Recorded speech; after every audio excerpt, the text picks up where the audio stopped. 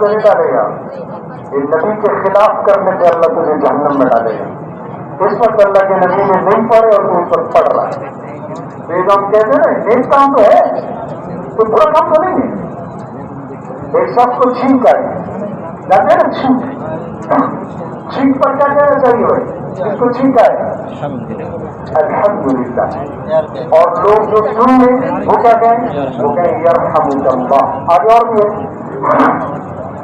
تو شاید عبداللہ بن عمر رضی اللہ عنہ کی مجلس تھی اور ایک شخص کو چھینک آئی، تو اس کو جیسی چھینک آئی تو اس نے کہا السلام علیکم، کہنا کیا تھا؟ الحمدللہ، کہنا تھا الحمدللہ، اس نے کیا کہا؟ السلام علیکم۔ حضرت عبداللہ بن عمر نے فرمایا وعلیک وعلی امی سلام، تجھ پر اور تیری ماں پر سلام، تجھ پر اور تیری ماں پر سلام۔ اس کو بڑا برا لگا، چہرہ دیکھ لیا انہوں نے، فرمایا تجھے میری یہ بات بری لگی؟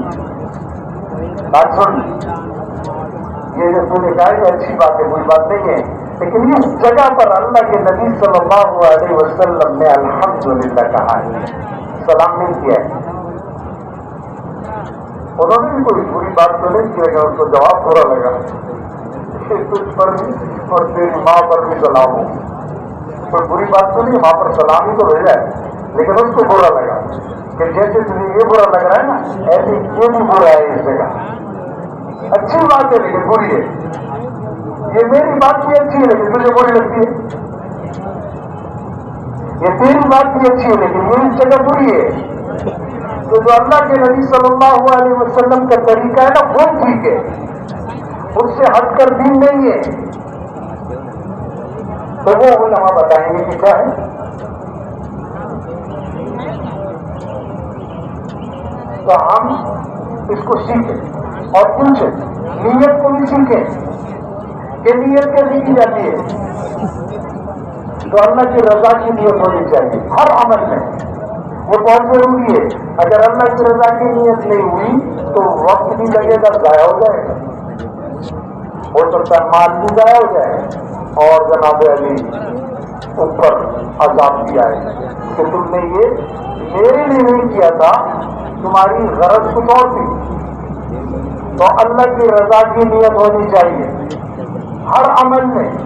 میرے دوستوں، بھائیوں، بزرگوں، اللہ پاک نے دنیا آخرت کی ساری بھلائیاں دین میں رکھی ہیں، اپنے احکامات میں رکھی ہیں، حضور علیہ الصلوۃ والسلام کے طریقوں میں رکھی ہیں۔ وہ دین زندگیوں میں آ جائے، جب دین زندگیوں میں آئے گا تو جب سارے لوگوں کی زندگیوں میں 50% لوگوں کی زندگی میں بھی دین آ جائے تو ساری مصیبتیں اللہ ٹال دیں، ساری پریشانیاں ہٹ جائیں، ساری آفات ہٹ جائیں،